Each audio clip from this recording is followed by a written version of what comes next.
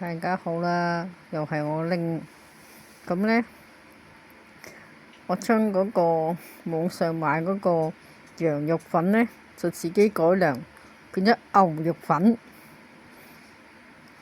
頭先去超市呢，就買咗啲西生菜啦，同埋買咗啲牛肉片。咁啊，自己轉咗個雞康計，咁啊變咗呢個牛肉粉，就冇呢個羊肉粉。因為天氣開始熱啊，冇咁多人，人肉，講錯，羊肉人肉。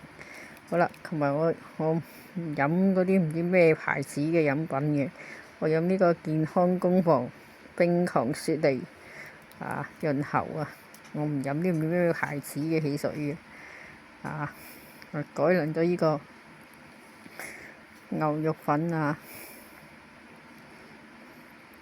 碗牛肉粉幾靚，點都好過有個人喺內地食嗰碗羊肉粉係嘛？肉片嗰個佢菜嗰個佢啦係嘛？賣相幾好下次再見啦，拜拜。